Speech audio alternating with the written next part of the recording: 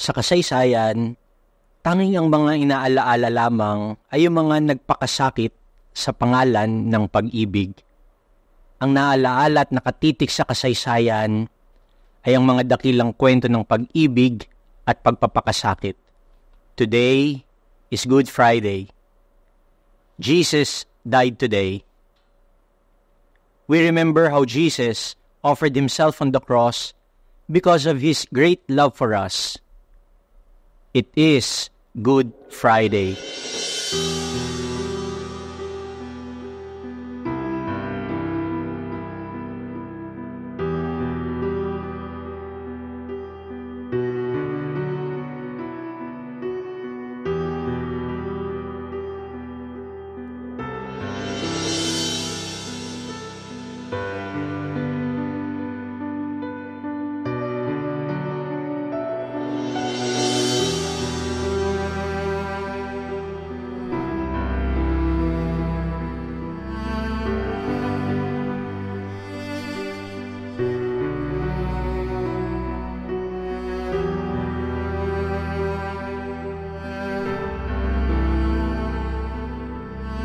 Good Friday reminds us that God died on the cross.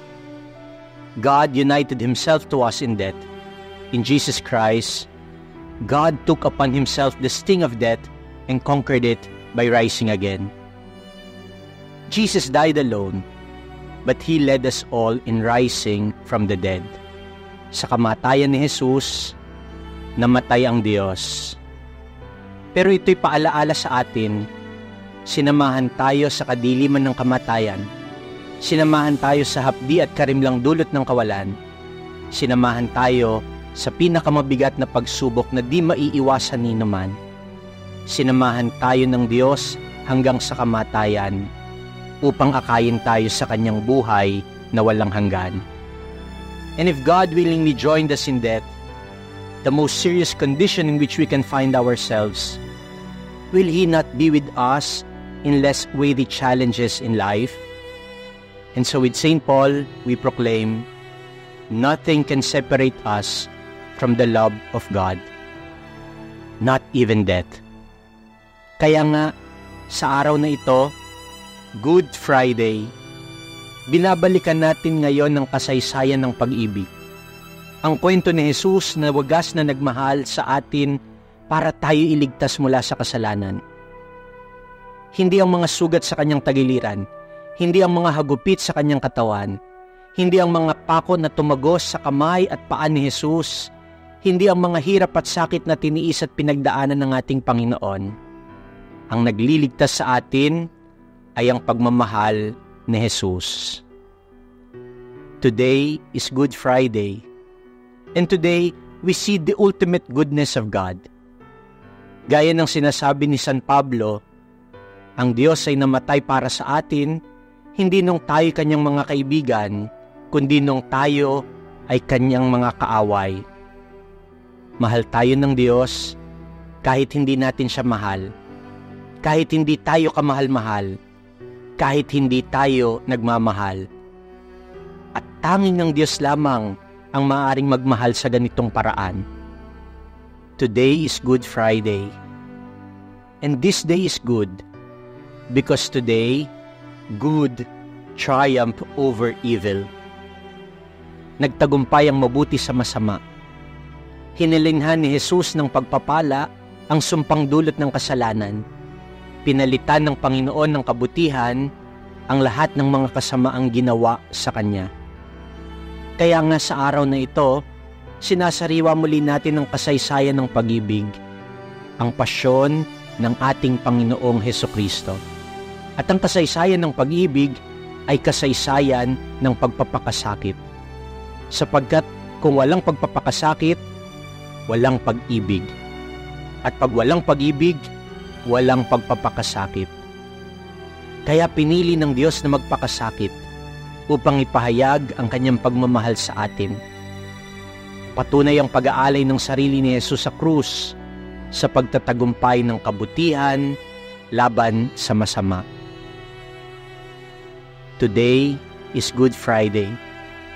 It is good because we who follow the crucified Lord are commissioned to be good people and to do good deeds to others. Alam natin malaki ang ating pagkakautang sa Diyos dahil sa ating marami at paulit-ulit na kasalanan at wala tayong kakayanang magbayad kung kaya't si Jesus ang nagbayad para sa atin. Wala tayong sapat na pangtubos para sa ating pagkakasala kung kaya't tinubos tayo ni Jesus. Yun pa lang ay hamon na sa atin para magsikap na tayong magpakabuti. And the Lord showed us the example how to live by showing us how to die. Goodness should never shy away from persecutions. Goodness should not cower in fear before death. Goodness is the path from life to death to life eternal. My dear friends, yes, Jesus died today, but this day is good because today we see the ultimate goodness of God. Because today, good won over evil. And because today, we are called to follow the example of Jesus' goodness to us. Today is Good Friday. And today we celebrate the goodness and holiness of the cross. Kaya nga tayo ngayon ay magpaparangal sa krus. The cross reminds us that there is no true love without suffering. There is no gift of life without pain. Pero matatanong natin, bakit pararangalan ng krus na simbolo ng kahihiyan at kamatayan? Kasi may nagwagi at may pinagwagian. Sino ang nagwagi? Si Jesus. Ano ang nagwagi? Una, nagwagi ang pag-ibig. Sa krus ipinakita ni Jesus ang kanyang wagas at nag-uumapaw na pag-ibig. Ito isang pag-ibig na hindi sumusuko. Isang pag-ibig na hindi napapagod na patawarin tayo sa kabila ng paulit-ulit na pagkakamali. Ito isang pag-ibig na tunay na nagpapagaling at nagbabangon sa atin muli. Ano ang nagwagi? Nagwagi ang pagpapala. Sa krus, dumaloy ang dugo at tubig sa tagiliran ni Jesus. Dito nagwagi ang pagpapala laban sa sumpa ng kamatayan at kasalanan. The cross has become a source of healing and blessing. Ang krus na dati simbolo ng kahihiyan, nagbunga ng pagpapala. Ano ang nagwagi? Nagwagi ang pagtalima. Obedience won. Ang dahilan ng krus ay ang pagtalima ni Jesus. Naging masunurin sa buong buhay niya si Jesus hanggang kamatayan sa krus. No wonder why even when he was crucified on the cross, he was recognized as the Son of God because of his obedience unto death.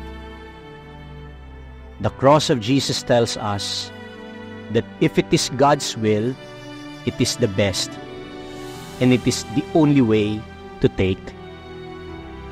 Sa pagpaparangal natin ngayon sa krus, ngayong Good Friday, lalapit tayo muli at hahalik sa duguan at sugatang katawan ni Jesus. Tumahimik po tayong sumandali. Muli tayong magpasalamat sa Diyos sa pagbibigay niya sa atin kay Jesus na nagpamalas ng kanyang wagas na pag-ibig sa krus. Sa harap ng krus, patuloy sana tayong magmahal kahit mahirap at masakit. Sa harap ng krus, matuto sana tayo laging magtiwala at sumunod sa plano ng Diyos.